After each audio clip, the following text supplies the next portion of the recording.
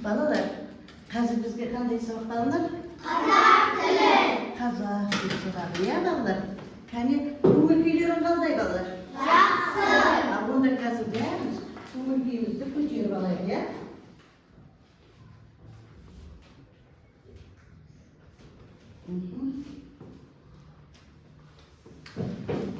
Бәріміз орнымыздан тұрамыз, кәне. Қуанасың Сені, қуанамын еді, қуанамыз бәріміз, арайлап күнде. Бір, екі, үш, бойға жинап күш, жалқаулықты тастаймыз, сабақты бастаймыз. Керемет бар. Бәрі оқушыларым біледі ғой, иә? Онда үйге қандай тапсырма берілмеді балалар? Ал мен үй тапсырмасын тексеріп алайық, иә? Иә. Жаттығуды жаттап келіңдер деді, иә? Барлықтарың жаттадыңдар ма? Иә. Өте жақсы кән. Ал кім маған жатқа айтып береді екен? Ал айта ғой. Судан бастасаң дақылдың бірі, судан бастасаң бояудың түрі, жауабы тары сары. Дұрыс, өте жақсы. Ал бәріміз бірге айтайық кән, бірге. Судан бастасаң дақылдың бірі, судан бастасаң бояудың Түрімін. Дұрыс айтасың. Ал шешу не екен? Тары екен, иә? Дұрыс. Ал судан басталса ол екен?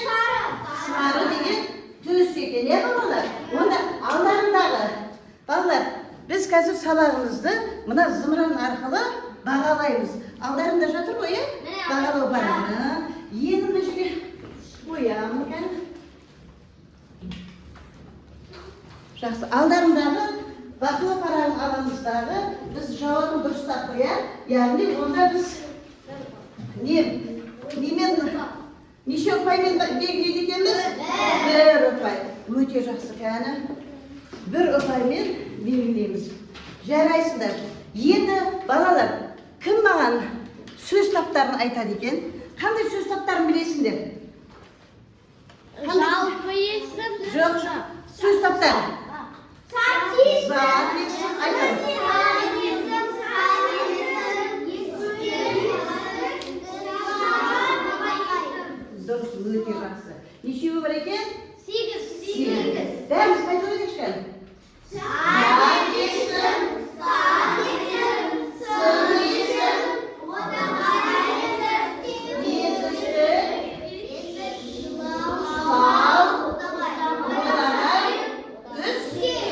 керемет балалар, жарайсыңдар. Ал енді зат есім дегеніміз не? зат есім дегеніміз Заттың атауын біледі. Сұрақтар қандай? Ал кім деген сұрақ кімге қойылады? Тек қана адамдарға қойылады екен. Дұрыс. Ал орыс тілінде ше балалар? Жануар заттың барлығына кто это деп қойылады екен, иә? Дұрыс айтасыңдар. Зат есім, яғни заттың атауын біледі екен. Дұрыс. Ал сөйлем дегеніміз не балалар?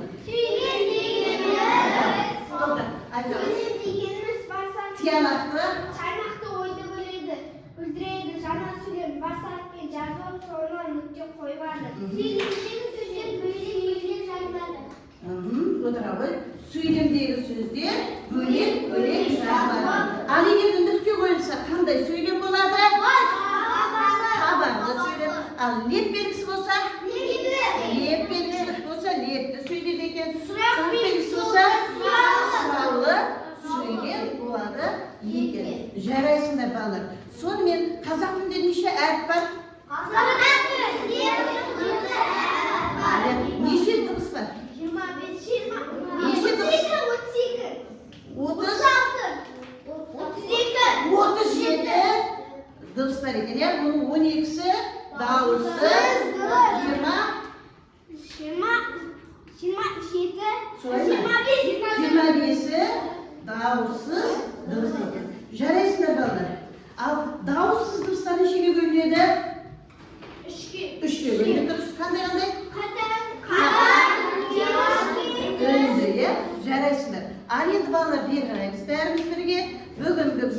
takımımızda kendi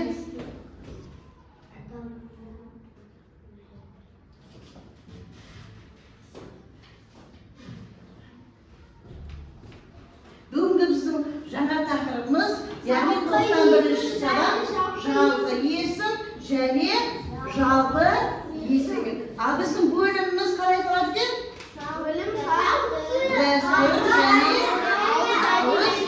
Әдебиет екен. Дұрыс айтасыңдар. Ауыз әдебиеттің жанрлары естеріңде бар ма? Қандай жанрлар? Ертегі, сосын ертегі, иә, жаңылбаш бар екен тағы. Жұмбақ, дұрыс айтасыңдар. Мақал мәтелдер және тағы қандай? Тағы өтірік өлең. Жақсы балалар. Салт дәстүріміз қандай салт дәстүрлерді білеміз біз? Сау кесу, сүндет той, бет ашар, тағы сырға салу, шілдехана той, иә? Ат қою той. Жақсы. Жарайсыздар. Онда бүгінгі біздің өтетін тақырыбымыз қалай болады екен? Жалпы есім және жалпы есім. Ал енді жалпы есім дегенді қалай түсінеміз балалар? Жалпы есім бас әріппен жазылады. Жалпы есім кіші әріппен жазылады. Ал, яғни осыда қандай Жалпы бар екен? Адамға ат қойсақ жалпы есім болып саналады. Ой, қандай күшті керемет балалар. Онда дәптерімізді ашайық кәне. Дәптерімізді ашамыз. Бүгінгі күннің жанын жазамыз. Ақпанның 24-і. Ақпанның 24-і деп жазамыз. Тақырыбы жалпы әдемі етіп жазамыз. Жалпы есім және жалпы есім дейміз. Дәптерімізді ашамыз. Жаздық па? Яғни көркем етіп Ж әрпін жазайық. Балалар, жұмыс жолының жоғарғы кең жолдар, иә? Ортасынан бастап еғаламыз балалар.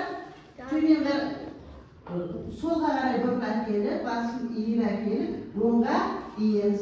Және оның ортасына дейін сызып барып, жоғарыдан төмен бір сызыққа дейін. Одан қайтадан ұяштап апарып, сол жаққа қарай үлкен жолға түсіп, қайтадан төмен қарай жұмыс жолына да келіп, солға қарай барып, сонда қандай әріп шықты? Ж. Ал кішкентай әрпін қайда жазамыз балалар? Жұмыс жолын. Ал дәптерлерінде тұр, әдемі етіп жазамыз. Ал қараңдаршы балалар. Ж. Қандай дыбыс? Ж. Дауыссыз дыбыс. Бұл дыбысты айтқанда ауыз ұшынан келген айтылады. Ол сондықтан дауыссыз дыбыс. Ал дауыссыз қандай түрі екен? Қандай түрі? Ұяң түрі. Ұяң түрі болса, үстіне екі нүкте, астын екіреп сұрады екен. Біз жарайсыңдар балалар. Кәл әдемі еді. Партада отырғанда түзу, әдемі, дәптерімізді көлбеу қоямыз жаз. Сосын мені қаламды дұрыс ұстаймыз. Жақтардың партаға. Мынадай етіп әдемі отыр. Деламыз. Жазамыз. Жарайсыңдар балалар.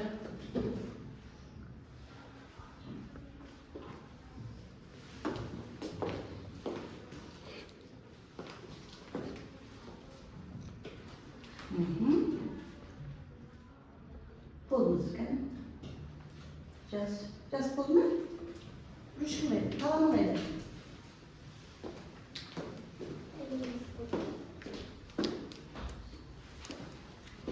Әдемі етіп жатырмыз. Жас болды балалар? Жарайсыңдар. Енді балалар, жас болған үшін қаламымызды қоямыз.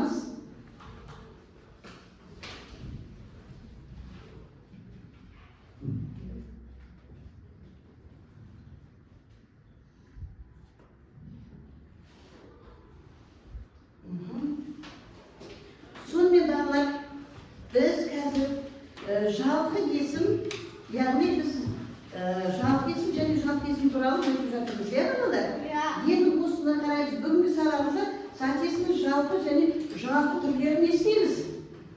Ажыратып үйренеміз және өлеңдегі негізгі ойды табамыз. Сондықтан мұқият боламыз. Жарайды балалар? Иә. Қазір мына жаттығу орындау барысында біз ары қаратай жалғастырамыз. Түсінікті ме? Ал енді оқулықты ашайық. 27-ші жаттығуға қарайық. Қарадық па? Лириканы оқыңызшы бәріміз бірге. Суреттерге қара, олардан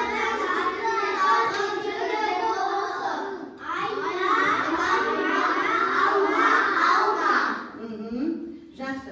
Суреттерге қатысты сөздердің бірі қандай әріппен жазылып тұрады? Кіші әріп. Екіншісі бас әріппен жазылған екен. Жақсы. Жарайсыздар. Ал енді сендер бұны жұптық жұмыс ретінде орындаймыз. Түсінікті ғой, иә балалар? Былай істейміз. Қараңыздар. Мынаға қарап отырып, бір-бірлеріне сұрақ қоя отырып, осыны орындаймыз. Алдымен 27-ші жаттығу деп жазамыз. 27-ші жаттығуды орындаймыз.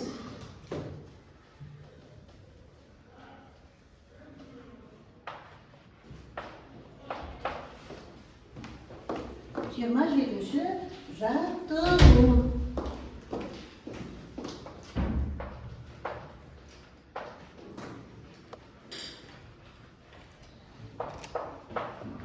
Жаттығу.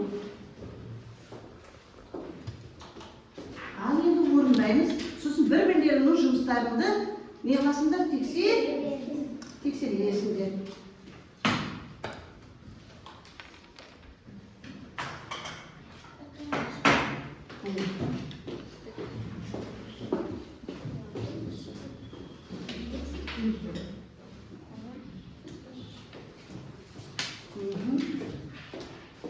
Жарайсыңдар.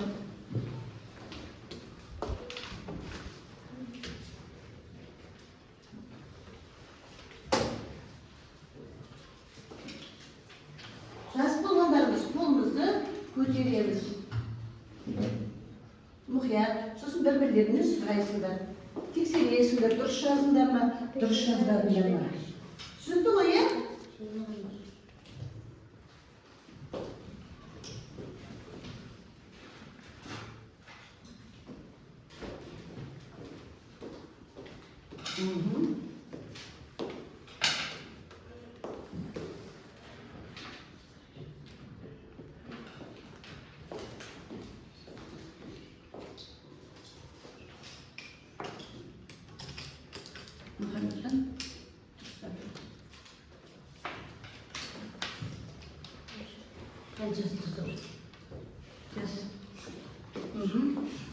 Екіге бөліп жазамыз, иә?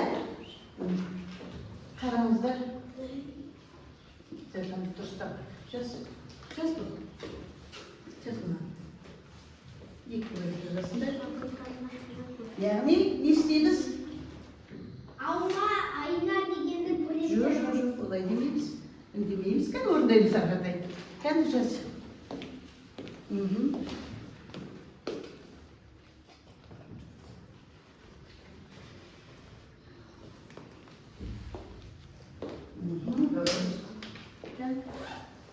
Дұрыс, иә? Жазайық. Дұрыс, кім деген бөліп нерім жазыпты, дұрыс. Дұрыс. Кім жазайық? Тез. Дұрыс, кәні. Дұрыс. Жарайсыңдар ма?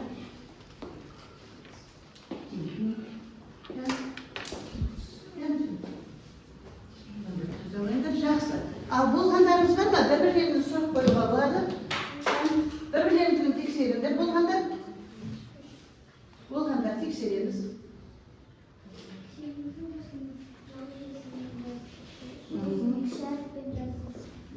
Сендер сұрап жатыр. Неге сен кіші әріппен жаздың дейді? Ал жауап бер. Айта ғой. Сұрақ қой. Sebebi bu? Sebebi o dedi kışkırtma erken yazıladı. Ya bu kişkende erken yazılsa? Şal? Yürüsün, koydum diye bir şey. Şimdi güneşi ülkün erken yazdım. Ülke değilse daha sertken. Pazar. O ne güzel jalka yesim. Terus. Apa? Ülkene o jalka yesim. Şimdi yine ülkün erken yazdım. Ülkene o Daha sertken. Daha sertken deriz. Sebebi bu? Sebebi o basarken yazıladı. Yani yazılan o dedi.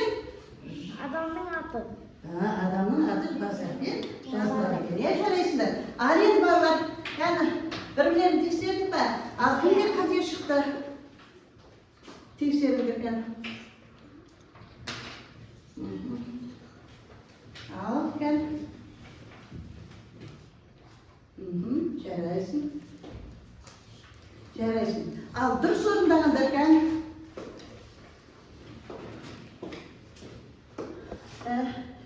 Жаздық па? Болды па? Ал. Сосын осыдан қорытынды жасайсың. Сосын келесі беттегі мәліметтермен салыстырамыз. Ал жазып болғандарыңыз кәне жарайсыңдар. Енді ары қаратай жалғастырамыз.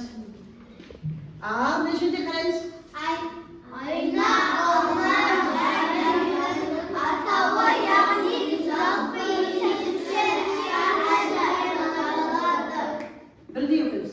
Ayna olmaz adamның аты яғни жалпы есепші шарады. Дұрыс айтасыңдар, өте жақсы.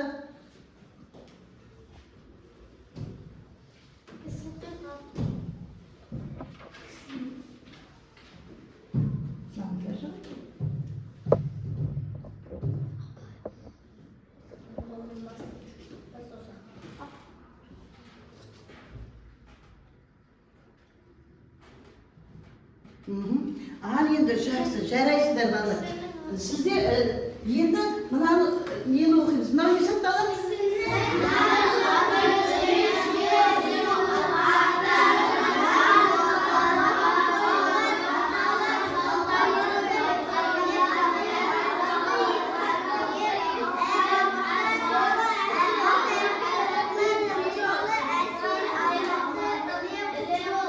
Дұрыс, өте жақсы. Ал мынау не екен балалар? Ереже. Біз жаңағы нені жазған жазуымызбен не істедік балалар? Саныз? Сонымен жағы айна, алма деген кіші әріппен жазылса ол қандай есімден? Жалпы есімден алды. Ал алма, айна деген жалпы есім себебі? Басарпен жазылып тұрса ол кімнің? Адамның аты жазылады екен. Ал енді мына жерде мына жазуға қойдырыңызшы. Құтжол. Иттің аты екен, дұрыс. Ал ит деген сөзі біз басарпен жаза аламыз ба? Ит, мысық, күшік дегендерді. Ат қойсақ қана басарпен жазады екен. Яғни балалар, кісінің аты жөні, жер су аттары, жан жануарларға қойылатын атаулар, яғни басарпен жазылады екен да, бұл жалпы есім деп аталады екен. Дұрыс айтасыздар, өте дұрыс. Ал жалпы есімнен басқасының барлығы қандай есім? Жалпы есім болады екен. Дұрыс айтасыңдар балалар. Енді біз жас салыстырып, сөздерді оқыдық, ерекшелігін анықтап, бір балл қоямыз кәне. Bir balga көтереміз кәне. Енді және ережемен салыстырдық. Салыстырғанымыз үшін не істейміз?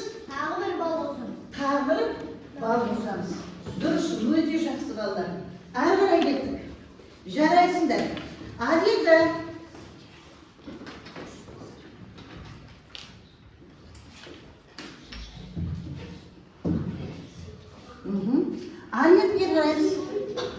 қараймыз бәріміз бірге.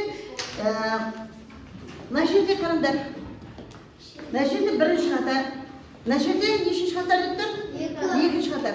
Bir разды. Екінші қатардың балалары өздерінің достарының аттарын жазасыңдар. Түсінікті ме? Алма бірінші қатардағы балалар жер, судың аттарын. Жазамыз қазір. Жазамыз қазір.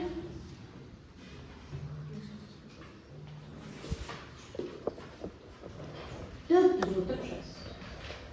Yazağımız geldi.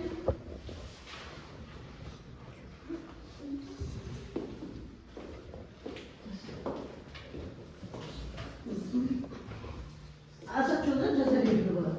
Azat yoldan ceza veriyor olan. Aslında kuvvemiz sonu şimdi gelmeyin ceza veriyor. Yer sudan atla. Ya. Yer sudan atlarınca qanday etken ceza ketip ballar biz? Bahsettin yanlış ol kesimden cezanız. Жердің аты. Ал жазып болған оқушыға көтеруге болады. Ал сіздер достарының аттарын жазуға болады. Кез келген сыныптастарының атын жазуға болады. Жазыңға және ат қоямыз. Үтір қойып жаза бер. Жаздық па?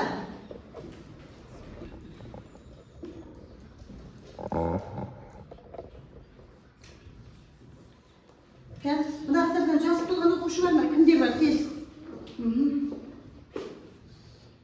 Ал оқи ғой. Айта ғой. Не кірмішпіз? Немеді ручки мен? Ала ғой. Тағы кімдер болды? Қол көтереміз. Ал ғой. Kalktı. Durmayın. Айтпай әли, Кудер Қабыл, Нұр Ислам достарыңа. Ал қандай етпен жаздың? Неге сен бас айтпен жаздың? Айта ғой, тұрмай айта ғой. Себебі? Жалқы есім. Сұрақ қойшы. Мынау?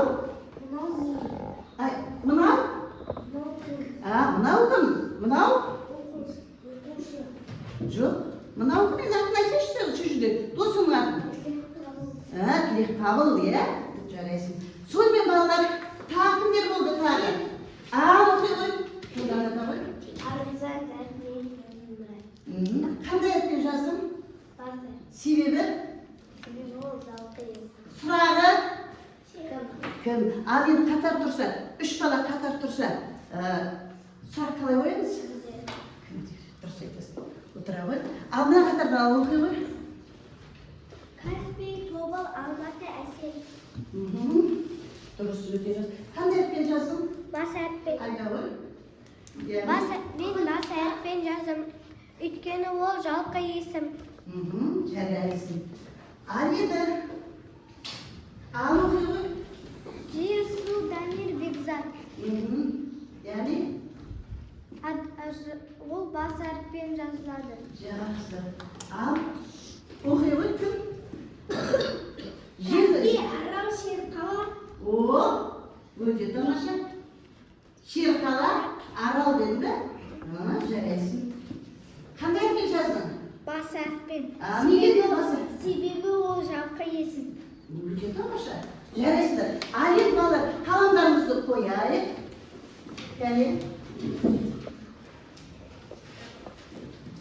Кәне серіктің жатты ойдыса кәне.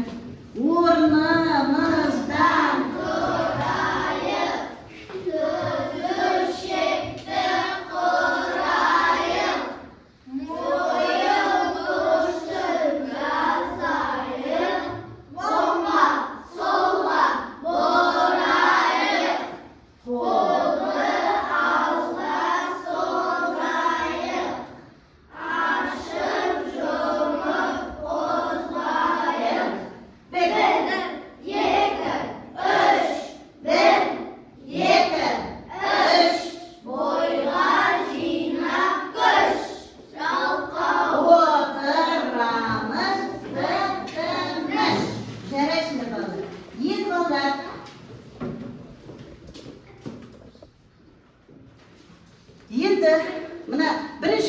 балдар, мына бірінші қатарлар 29-шы жаттығуды орындаймыз.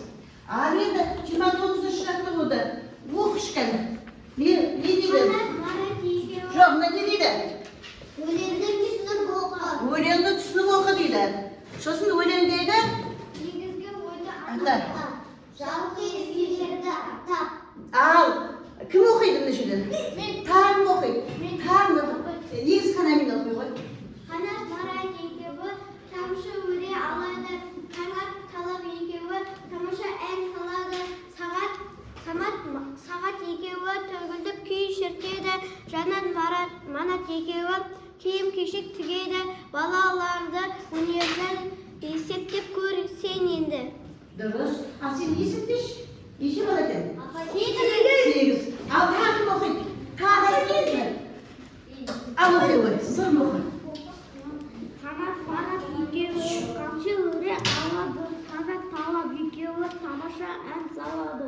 Самат сағат екеуі төгілдіп күй шертеді. Жанат манат екеуі киім кешек тігеді. Балаларды өнерлер есептеп сен көремді.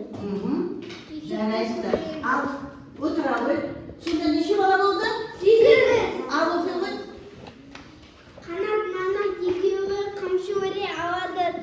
Қанат талап екеуі тамаша ән салады. Самат сағат екеуі төгілтіп күй шертеді. Жанат манат екеуі киім кешек тігеді. Балалар өнерлі есептеп сен көр енді. Жақсы. Ал енді неше бала екен? 8. Негізгі ой қандай екен? Өнерлі. Өнерлі бол дей ма? Жарайсыздар. Ал онда сол жалпы есімдерді тауып жазыңдар. Тек қана жалпы есімдерді жазыңдар. Ал енді сіздерге екінші тақырыпқа. Сіздерге мен былай тапсырма бере қояйын. Шықпай қалыпты. Bir үйде біз нешеуміз? Мұқият тыңдаймыз. Bir үйде біз нешеуміз? Кел санайық екеуміз. Бас бармағым атам, бала үйрек анам, отан керек ағам, шылдыр шүберек, кішкентай бөбек сен. Bir үйде біз нешеуміз? Бесеуміз, иә? Енді сөйтіп осының ішінен жалпы есімдерді тауып жазыңдар. Жалпы есімдерді жазамыз. Жалпы есімдерге кімдер жатады? Адамдардың аттары, жердің аттары. Ал онда жалпы есім. Жалпы есім емес, жалпы есім.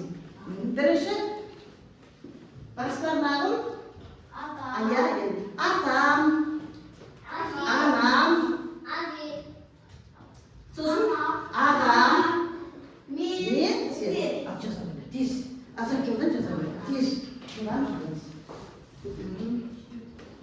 Ал жазып болған оқушы бар ма 29 жаттығуда?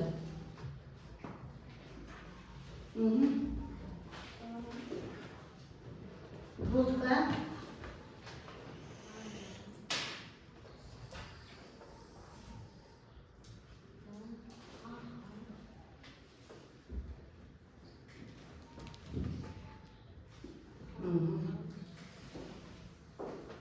Бәрін жазамыз.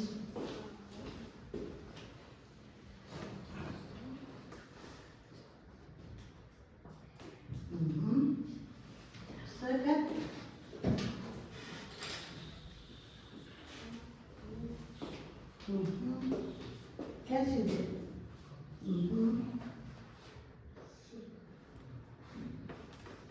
Gel. Yazalım.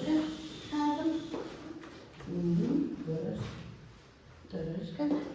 Al. Şurası bulanı kuş kuldan götürüyorum. Al. Buyur.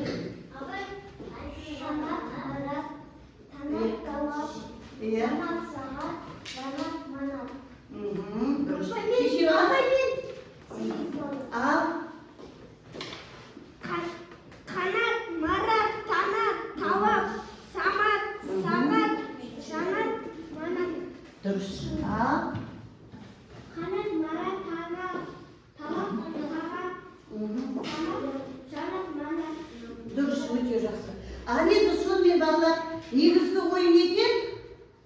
Negizgi o'yin? O'ynaydi bolalar ko'radi. Yaxshi. Avlodlardan jas bo'lgan. O'qiymish ku. Ayni. Qattiq. Ajim, odam, og'am, opam, men, sen. Qanday deb yozasan? Kisharib. Deb yozasan. Ya, ayta o'tadi. O o'ziga shovqin yesin. Alga shu muskillar turadi qanday ayta fikr ayta olasan aytaver. Adam. Kim o'sha ayt? Aytaver. Qanday o'ylar bor atam? Atam nima yursin? Aytaver. Qayda ishlaydi? Ustaxonada ishlaymi? Ustaydi, shibir ekan, ya? Al aytaver. Anam? Ne tugedi? Tugedi bilmayman. Ya. Al o'zim. Ne istaysiz? Surat so'rasin. Al inim ne istaydi? Qanday dobra taqir. O'ynaydi ekan, ya, o'ynaysiz. Al taqib aytar ekan. O'zini o'tmas ko'ra aytaver. Aytaver. Aytaver. Qattiq. Atam dobra tartadi. Imom dazberman dedi. Futbol o'ynaydi. Jaraysiz. Yaxshi. O'ta yaxshi. Jaraysizlar. Al endi bal o'yamiz kan. O'zlarga bal o'yamiz. Yetti baldan qo'shamiz. 2 baldan qo'shamiz. O'rnaganlar 2 bal qo'shamiz. Negizgi o'yda anqitadi. Shani жалпы есім екенін анықтады. Аяқтай, енді 30 шықты ол. Тез 30 шықты ол.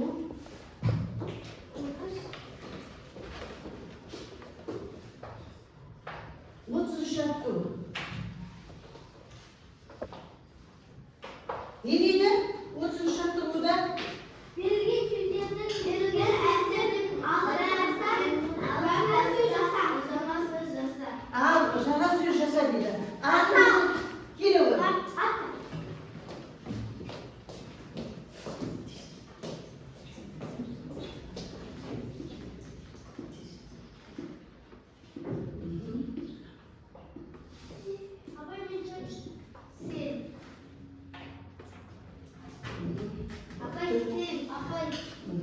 Жақсы, келесің?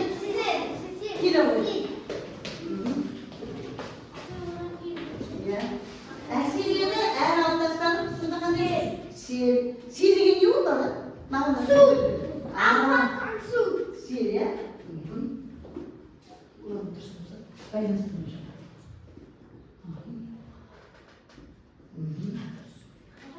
Sel, gelirsin. Tağla. Geliyor. Yemin degende, yemin алтастарын тұсында не қалды?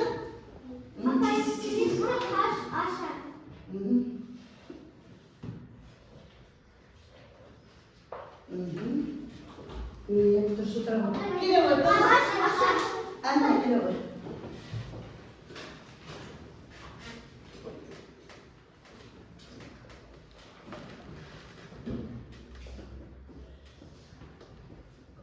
Қын алтасынан аша қалады екен да, ал ана алтасыса аш. Дұрыс. Келесі. Мынағадан қайсысы жасында? Тағы. Сен шықтың ба? Шауы. Аша, жақсы. Ажар. Әже жүрді.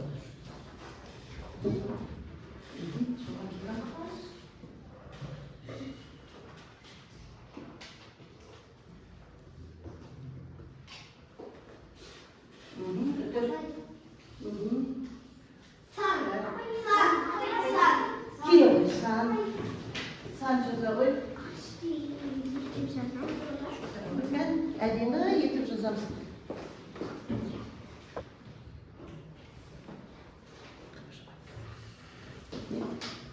Жақсы.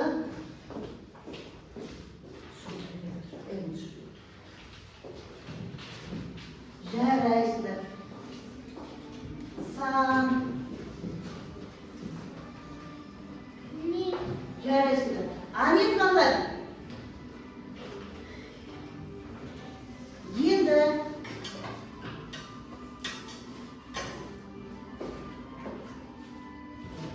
осы жас болған оқушылар бір балдан қосыңдар. Қосып отырамыз, кәне қосамыз бір балдан. Қостықтар. Енді 31-ші жаттығуға қарайықшы.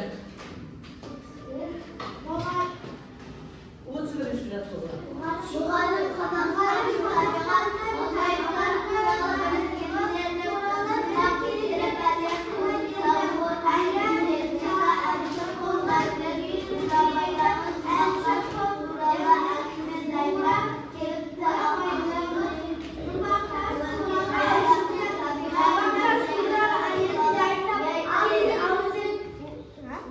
Дұрыс айтасыңдар.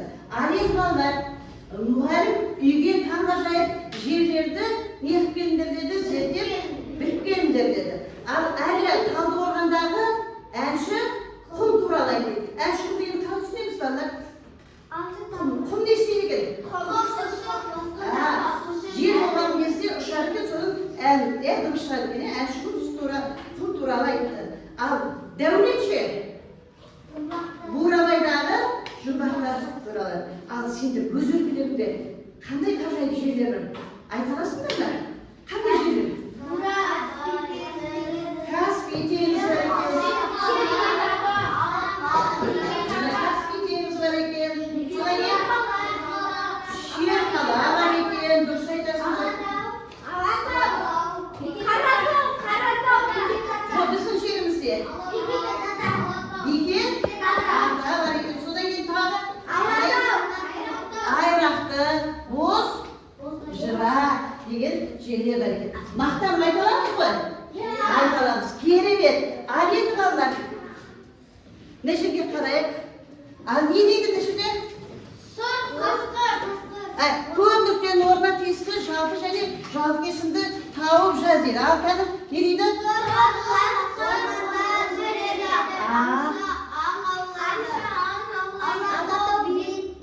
Иә.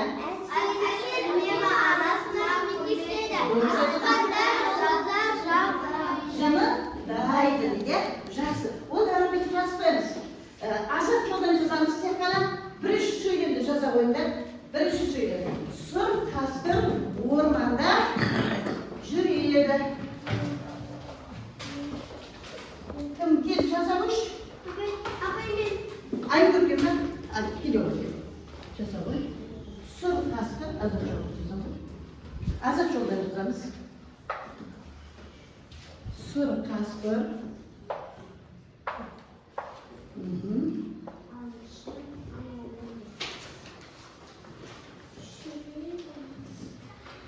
Сұр қасқыр.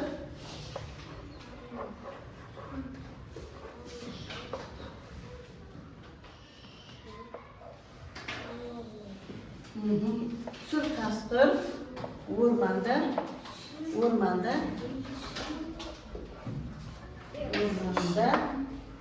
жасамызға жаз, азат жолдан жазып.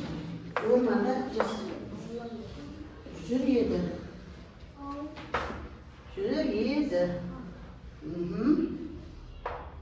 Дұрыс. Ал енді осы жерде записывайсыз екен. Не орманда жүрді? Асынсыз. Төбесіне сұрағым ғой, не? Сұрақ беріпсіз ғой. Келе ғой. Келесі екі сөйлемді келе ғой, кет жаза ғой. Аңшы аң аулады. Жоқ, көшіп жүрбейсің, ана жүрміз ғой.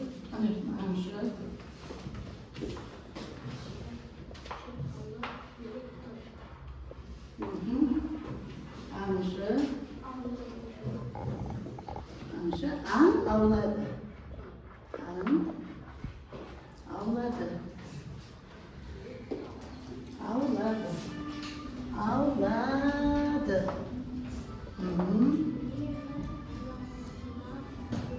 Аңды аулаған кім?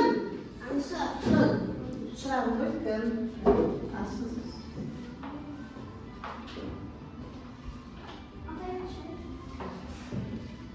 Тағым, кел ой. yok. Ana şu, ana olar.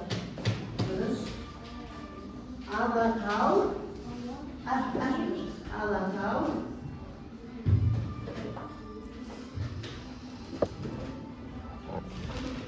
Alakal. Dal. Büyük. Büyük. Büyük. Tao.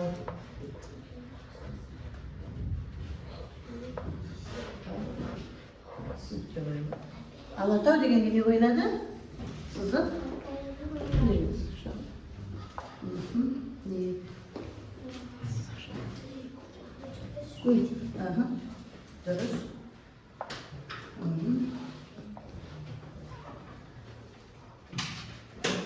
Bunu tutursam. Bunu tutursam.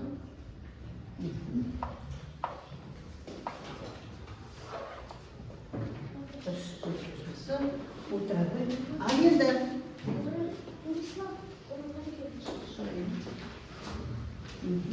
Ayırdı balalar. Yarasıdır. Bir arada yedi sonmen nege biz neşede tanıdı balalar karayız.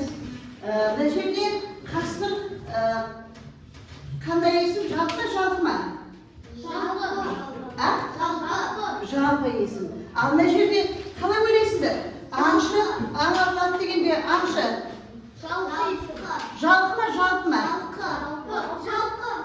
Солай ма? Жалпы yesin. Неге? Себебі? Жалпы yesin. Атауы келе. Ал енді бір адамдар қалды. Ол жаңа сөйлемді қайдан есімізге аламыз кәні? Сөйлем дегеніміз тиянақты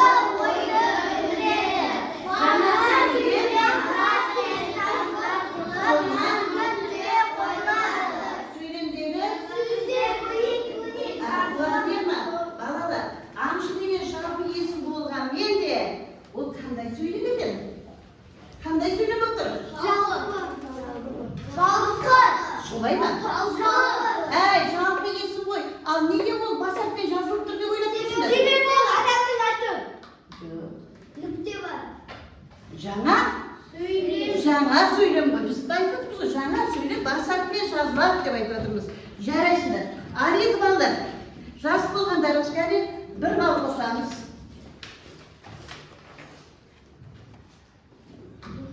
Енді балалар, үйге тапсырма. Үйге тапсырма. Үйге тапсырма. 28-ші жаттығуды алдым мен балалар. Оқып, жаттап аласыңдар. Содан кейін жалпы есімнің астын сызады екен біз. Жарайсыңдар балалар. Балалар қазір бізге қандай сабақ болды? Қазақ тілі. Қазақ тілі сабағы болды. Бүгін біз не өттік? Жалпы есім және жалпы есім. Біз жалпы және жалпы есім туралы өттік, балалар? Сонымен жалпы есім жеке атаудың аты екен. Түсінікті ғой, ол бас әріппен жазылады. Ал жалпы есім ортақ атау. Ортақ атау. Жатсың аңшы дегенді не қылып жатсыңдар? Аңшы мысалы, малшы, қойшы десе, дәрігер, мұғалім десе, ол жалпы екен. Жалпы айтылады. Жақсы. Ал енді балалар, қай тапсырма сіздерге қиын болды? Бәрі де оңай болды ма? Ұнады ма сіздерге сабақ? Онда қазір біз қолдарымыздағы бағаларымызды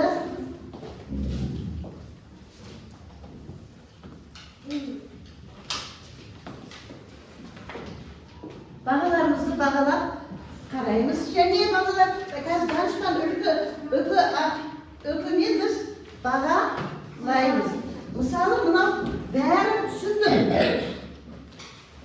Ал мынау не деген сөз? Сұрағым бар дейді. Ал мынау Мен вообще түсінбедім. тіпті түсінбедім дей ма? Дұрыс бала. Ал енді қолдарында стикер тұр, балалар.